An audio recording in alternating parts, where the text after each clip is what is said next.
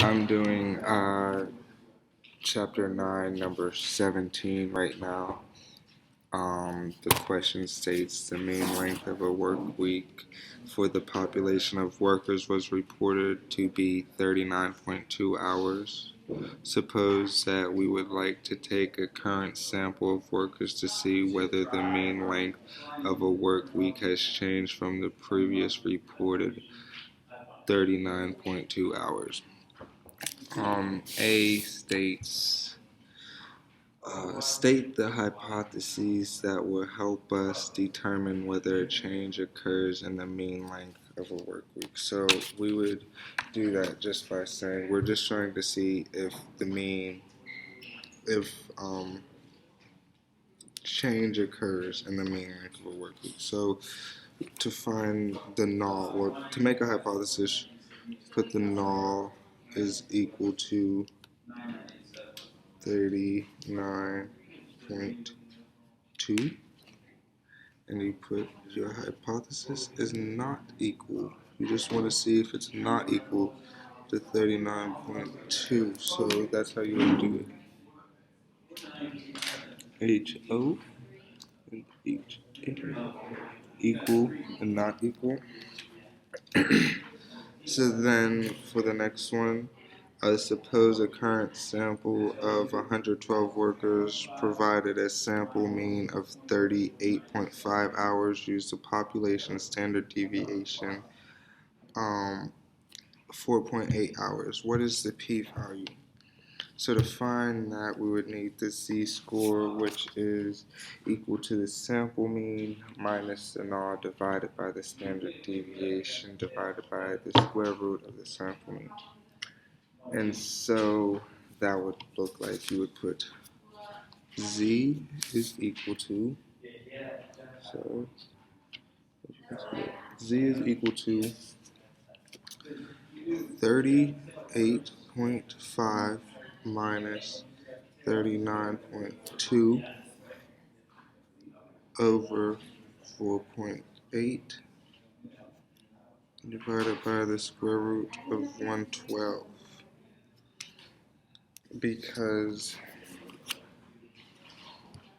so we found out that the sample mean is 38, the null is 39.2, sorry, the sample mean is 38.5, and the standard deviation was given to us, as well as the all of it was given to us. So we just plug it into the formula, do the equation, and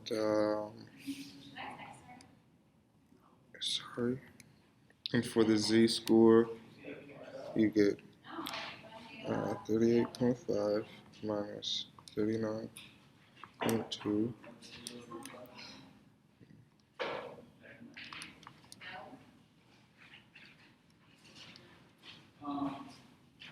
so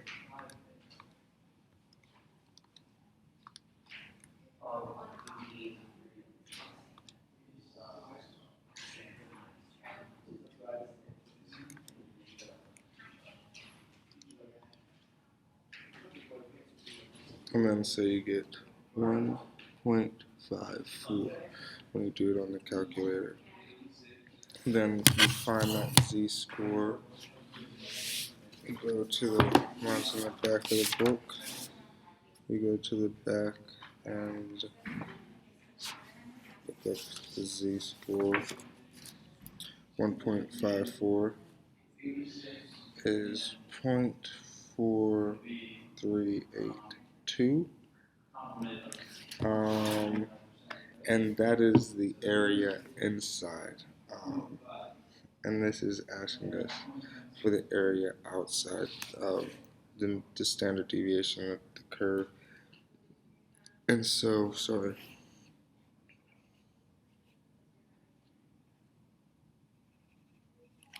So basically, we just found the area inside.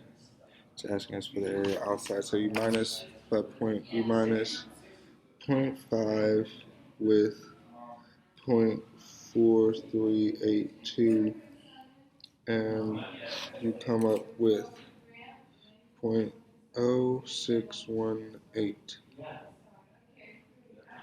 And then you want to multiply that by 2 because it's not asking just one side, it's asking both sides.